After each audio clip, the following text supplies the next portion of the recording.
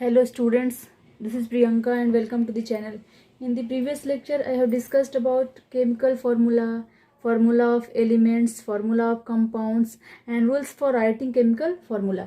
ठीक है, तो इस लेक्चर में हम बात करने वाले हैं फॉर्मूला कैसे लिखते हैं किसी भी आयनिक कंपाउंड्स का. ठीक है, तो ये सब बात आज जो है हम इस लेक्चर में करने वाले हैं. तो चलिए देखते हैं कैसे है किसी आयनिक कंपाउंड्स का फॉर्मूला हम लिखते हैं.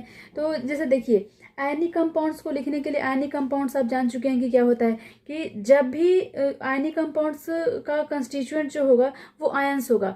एक तो होगा पार्टिकल्स, उसमें इलेक्ट्रोपॉजिटिव आयंस होगा, दूसरा इलेक्ट्रोनेगेटिव आयंस. तो ये इलेक्ट्रोपॉजिटिव आयंस जो होगा वो कहाँ पे रखेंगे. ठीक है, जब किसी भी ये आयनिक कंपाउंड्स को लिखते टाइम जो है वो इलेक्ट्रोपॉजिटिव आयंस को हम किस साइड रखेंगे और इलेक्ट्रोनेगेटिव आयंस को किस साइड रखेंगे. तो ये सारी बात जो है हम इस लेक्चर में करने वाले हैं. अगर कोई पॉलीएटॉमिक आयंस आ गया तो उसको मतलब कैसे रखेंगे हम वहाँ पे. ठीक है, तो ये सारी बात हम जो है इस लेक्चर में करने वाले हैं. तो आइए देखते हैं writing the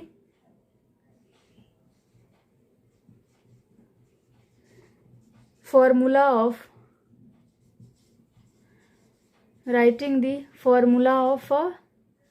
an ionic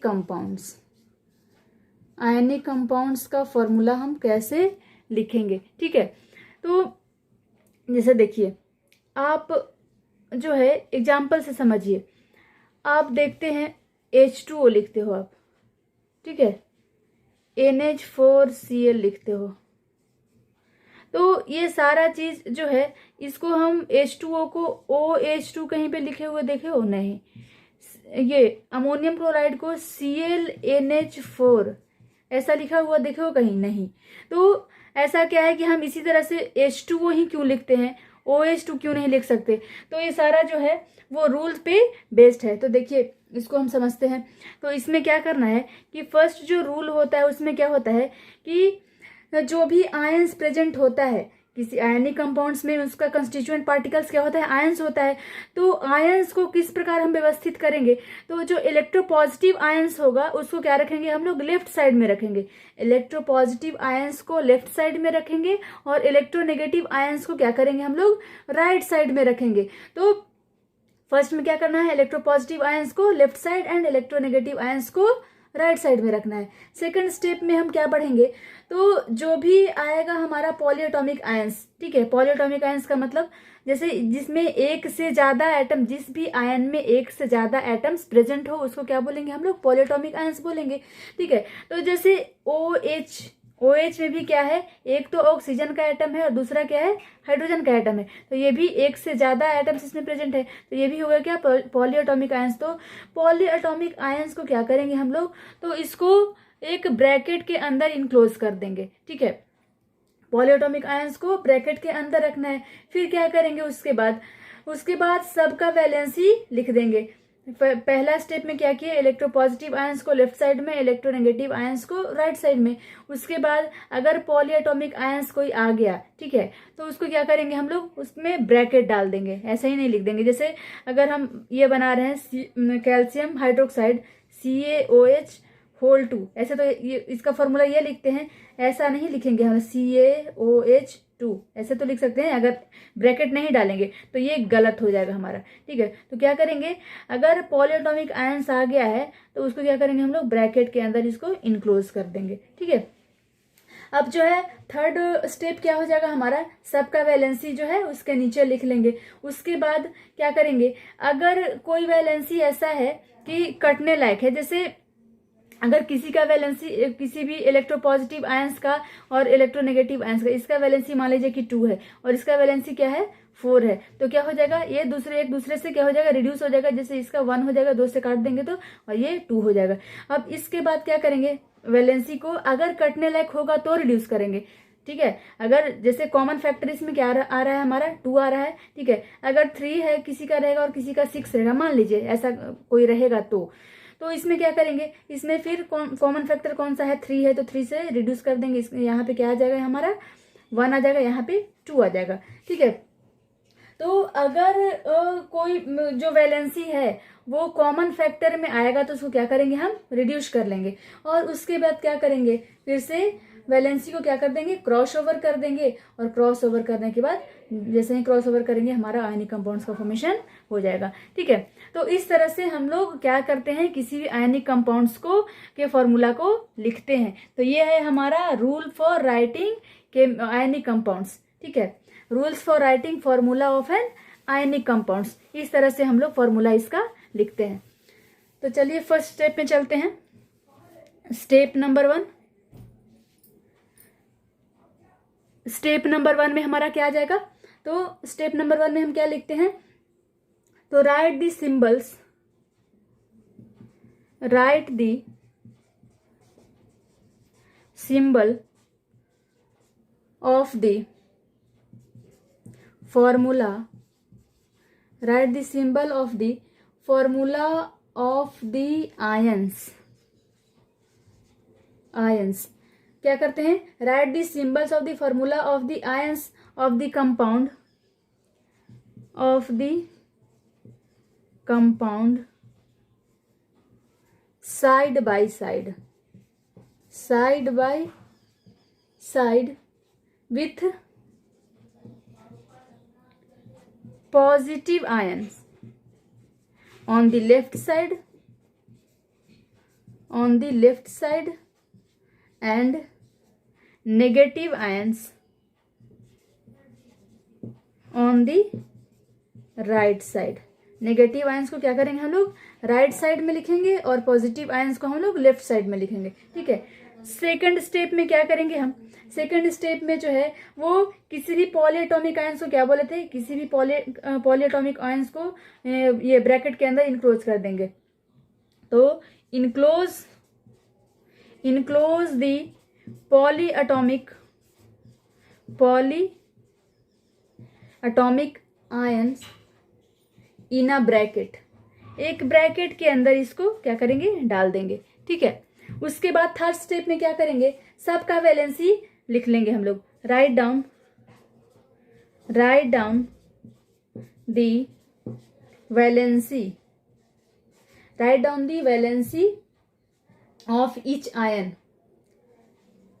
of each ion below, किसके नीचे, बिलो इट सिंबल्स, जहां पे इसका सिंबल लिखे हो आप उसके नीचे क्या कर लेंगे, हम उसका वैलेंसी लिख लेंगे। ठीक है, उसके बाद स्टेप नंबर 4 में क्या करेंगे कि अगर रिड्यूसेबल होगा, अगर जो भी वैलेंसी है अगर रिड्यूस होने लायक है उसका, उसमें दोनों जो वैलेंसी है, जैसे दो एलिमेंट से भी ये बना है कोई भी फॉर्मूला, कोई भी कंपाउंड का फॉर्मेशन इलेक्ट्रोपॉजिटिव और इलेक्ट्रोनेगेटिव आयन से हुआ है, तो अगर इलेक्ट्रोपॉजिटिव और इलेक्ट्रोनेगेटिव आयंस के बीच में जो भी वैलेंसी है वो रिड्यूसेबल होगा, यानी कि उसके बीच में अगर कोई क्या होना चाहिए, कॉमन फैक्टर प्रेजेंट है, तब क्या करेंगे हम उसके वैलेंसी को रिड्यूस कर लेंगे।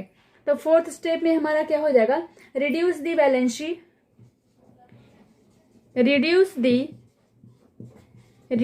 The valency factor, reduce the valency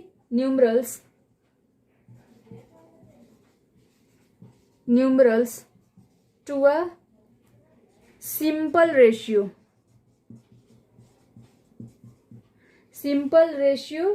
by dividing with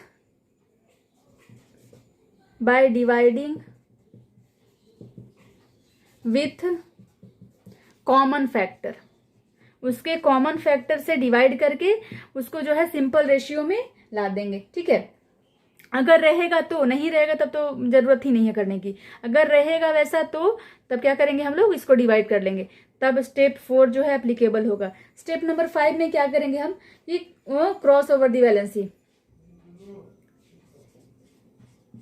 cross over the valency, valency को क्या कर लेंगे हम लोग, क्रॉस ओवर कर लेंगे। ठीक है, अब जो है पांचों स्टेप आप देख लिए। फर्स्ट स्टेप में क्या किया हम लोगों ने कि जो भी आयंस प्रेजेंट था आयनिक कंपाउंड्स में सबको ये इकट्ठा करके लिख लिए, जिसमें कि इलेक्ट्रोपॉजिटिव आयंस को लेफ्ट साइड में एंड इलेक्ट्रोनेगेटिव आयंस को राइट साइड में लिखे।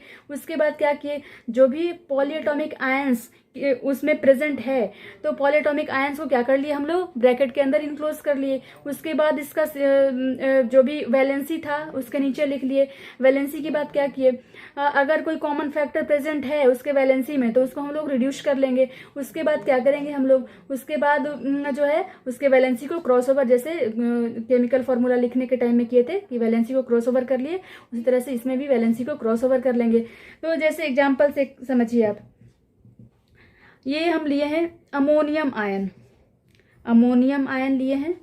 ठीक है, अमोनियम, अमोनियम आयन और एक क्लोराइड आयन, क्लोराइड आयन, ये दोनों से एक क्या किसी भी आयनिक कंपाउंड का फॉर्मेशन कर रहे हैं। तो क्या करेंगे, इसमें अमोनियम आयन का पहले फॉर्मूला लिखेंगे। क्या होता है, NH4 प्लस, इसका NH4 प्लस ये होता है फॉर्मूला इसका अमोनियम आयन का। क्लोराइड आयंस का Cl माइनस।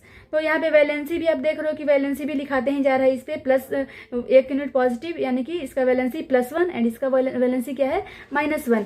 अब क्या करना है, सेकंड स्टेप में हमको क्या करना है कि फर्स्ट स्टेप में कि इलेक्ट्रोपॉजिटिव आयंस को लेफ्ट साइड में, ये लिखे ही है इलेक्ट्रोपॉजिटिव आयंस को लेफ्ट साइड में एंड इलेक्ट्रोनेगेटिव आयंस को राइट साइड में, ऑलरेडी लिख चुके हैं।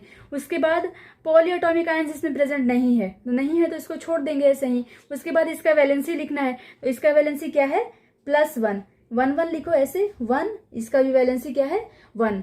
इसमें फिर क्या करना है, उसके बाद फोर्थ स्टेप में क्या करना है हमको, अगर कोई वैलेंसी, इसका वैलेंसी ऐसा है कि जिसमें कि कोई कॉमन फैक्टर प्रेजेंट हो, यानी कि रिड्यूस हो सके, तो ऐसा तो कुछ है नहीं प्रेजेंट, तो क्या करेंगे, बस इसी पे चलेंगे। अब क्या करना है, इसके वैलेंसी को क्रॉस ओवर कर लेना है। ठीक है, क्रॉस ओवर कर लेना है, तो इसका वैलेंसी इसके ऊपर, इसका वैलेंसी इसके ऊपर, क्योंकि इस पे दोनों, ये जो दोनों आयंस है इस पे वैलेंसी 1 1 है, तो कोई फर्क नहीं पड़ेगा।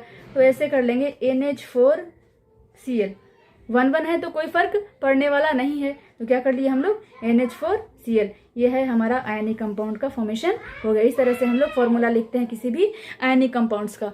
चलिए और देखते हैं एग्जाम्पल।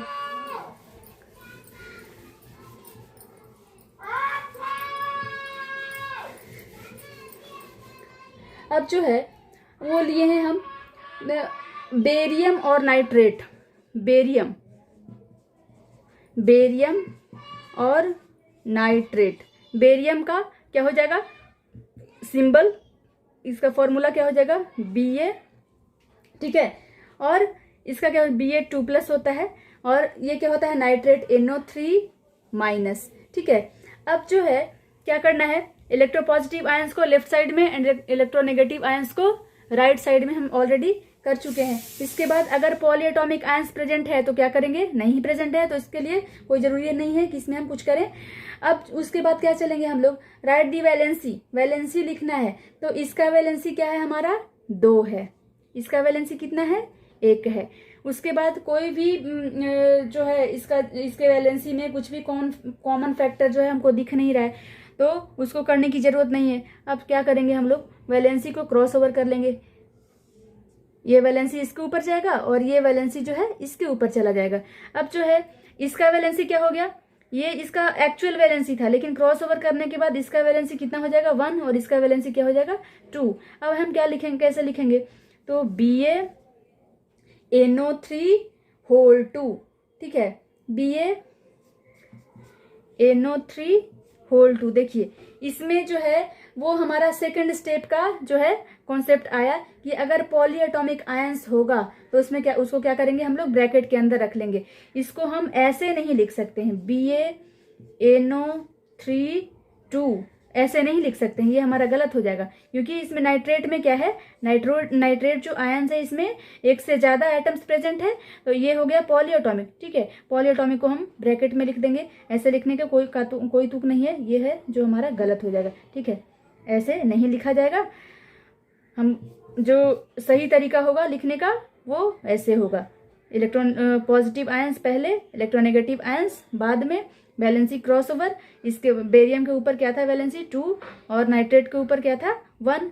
अब जो है बेरियम के ऊपर वैलेंसी 1 रह गया और नाइट्रेट के ऊपर वैलेंसी 2 आ गया। इस तरह से हम लोग किसी भी आयनिक कंपाउंड्स को लिखते हैं। ठीक है, अब आप समझ गए होंगे। ठीक है, एक और ये लिखते हैं, जैसे कैल्शियम और हाइड्रोक्साइड। ठीक है, ये जो है कैल्शियम के ऊपर 2+ OH- के ऊपर, सॉरी OH के ऊपर, हाइड्रोक्साइड आयन के ऊपर एक नेगेटिव चार्ज होता है। अब जो है ये देख रहे हो इलेक्ट्रोपॉजिटिव आयन है, ये इलेक्ट्रोनेगेटिव आयन है। ठीक है, तो इलेक्ट्रोपॉजिटिव आयंस को लेफ्ट में, इलेक्ट्रोपॉजिटिव आयंस को लेफ्ट में, इलेक्ट्रोनेगेटिव आयंस को राइट में लिख लिए।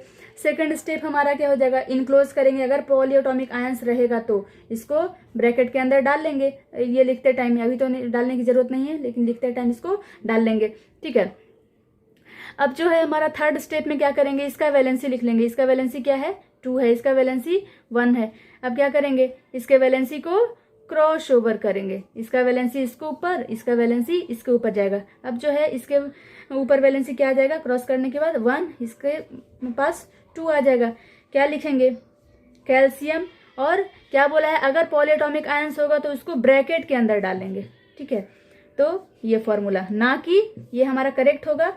अगर हम इसको ऐसे लिख दिए गलती से, अगर हम ये स्टेप भूल गए लिखना कि पॉलीएटॉमिक आयंस को ब्रैकेट के अंदर डालना है और इसको ऐसे लिख दिए, इसका मतलब क्या हो जाएगा, इसमें जो है ऑक्सीजन और हाइड्रोजन दोनों जो है, दोनों का एटम जो है इसमें क्या शो कर रहा है कि नंबर इसका क्या क्या है, 2 है, 2 ऑक्सीजन का और 2 हाइड्रोजन का। लेकिन यहाँ पे जब हम ये डाल दिए CaOH2, इसका मतलब कैल्शियम का नंबर 1 है, ऑक्सीजन का नंबर 1 और हाइड्रोजन का नंबर 2। ठीक है, इसलिए ये फॉर्मूला हमारा गलत हो जाएगा। तो ये स्टेप याद रखना है कि अगर पॉलीएटॉमिक आयंस रहेगा तो उसको हम ब्रैकेट के अंदर इनक्लोज कर लेंगे। ठीक है, अब जो है वो हम देखेंगे कि सिग्निफिकेंस क्या है। ठीक है, यानी कि हम किसी भी कोई भी फॉर्मूला लिखते हैं, ठीक है, तो उसका क्या सिग्निफिकेंस होगा। ठीक है, तो उसमें देखते हैं, जैसे देखिए किसी भी कंपाउंड का हम नाम ले, जैसे वाटर ही, सिंपली वाटर लो आप, वाटर लिखे, H2O लिख दे इसका फॉर्मूला। इसका वाटर का फॉर्मूला क्या होता है, H2O। H2O हमको कहीं पे लिखा हुआ मिल गया तो इससे हमको क्या ये पता चलता है कि कौन सा सब्सटेंस है। तो H2O जैसे ही लिखा हुआ देखेंगे, ये हम समझेंगे क्या है, ये जो सब्सटेंस है वो हमारा है क्या, water.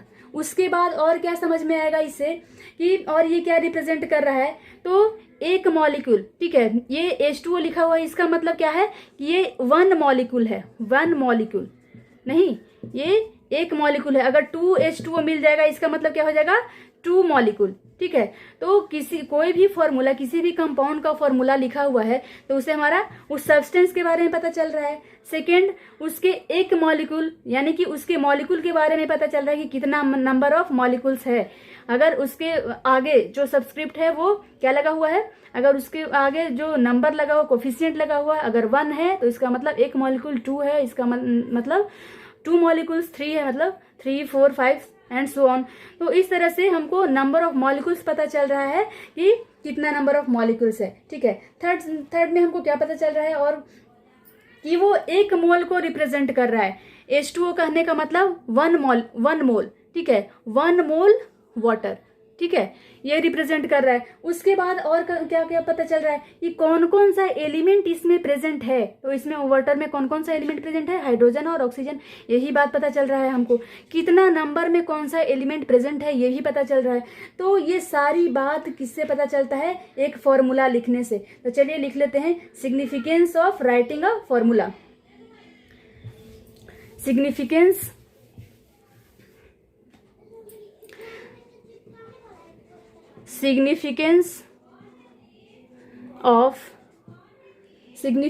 of writing formula.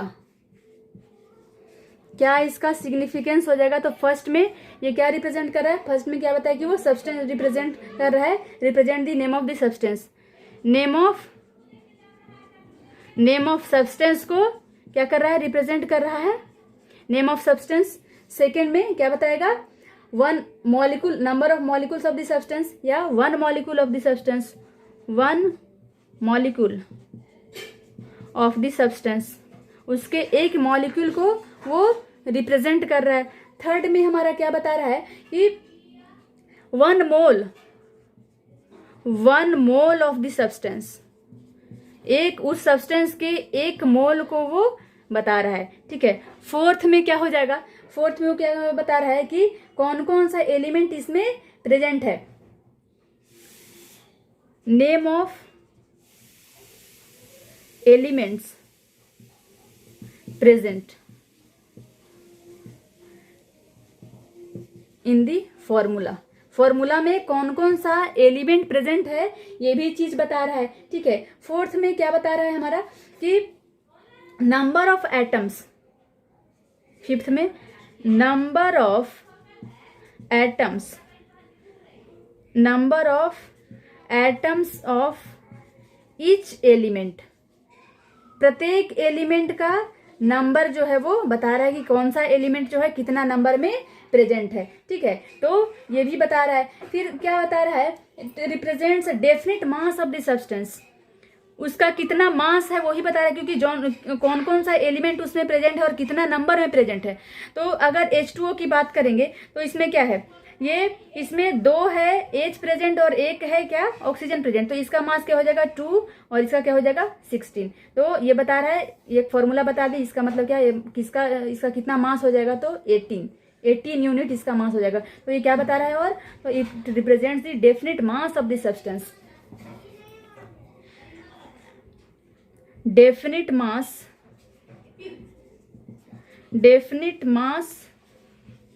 Of the substance, उस सब्सटेंस का डेफिनेट मास भी बता रहा है। ठीक है, तो इस तरह से क्या है सिग्निफिकेंस किसी भी फॉर्मूला का, तो वो हम जान गए। ठीक है, अब जो है वो ये नेक्स्ट लेक्चर में हम बात करेंगे मोल की, मोल कॉन्सेप्ट की। तो क्या होता है मोल, मोल के बारे में इसी टॉपिक, इसी चैप्टर में हम पहले भी आपको बता चुके हैं कि क्या होता है। मोल सिंपली एक क्या है, नंबर है। Mole is simply a number, और वो क्या रिप्रेजेंट करता है, जैसे एक डजन हम बोल दिए, 1 डजन का मतलब क्या होता है कि कोई भी 12 आर्टिकल की बात करते हैं, मोल में हम चल रहे हैं। ठीक है, 1 डजन का मतलब 12 आर्टिकल, 1 डजन बोल दिए, 1 डजन बुक, इसका मतलब 12 बुक, 1 डजन पेंसिल, इसका मतलब 12 पेंसिल, 1 डजन मैंगो का मतलब 12 मैंगोस। और अगर स्कोर की बात करेंगे, 1 स्कोर का मतलब कोई भी क्या हो जाएगा 20 आर्टिकल्स, 1 स्कोर का मतलब 20 आर्टिकल्स। उसी तरह से क्या है, अगर 1 मोल बोल दिए हम, ठीक है, 1 मोल का मतलब क्या हो जाएगा, 1 मोल का मतलब हो जाएगा 6.023 इंटू 10⁻23 पार्टिकल्स।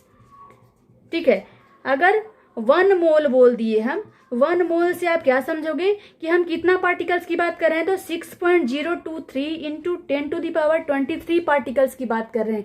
और ये पार्टिकल्स के अंतर्गत क्या क्या आ जाएगा, एटम्स आ जाएगा, मॉलिक्यूल्स आ जाएगा, आयंस आ जाएगा, कंपाउंड्स आ जाएगा, तो कुछ भी चीज इस पार्टिकल्स के अंतर्गत आएगा। ठीक है, तो मोल क्या बता रहा है, mole is simply a number which represents as many particles as 6.023 into 10⁻23 particles. ठीक है, तो ये है हमारा मोल। और मोल कैसे निकालते हैं वो उसकी भी बात करेंगे, वो हम नेक्स्ट लेक्चर में बात करेंगे इसकी। Thank you.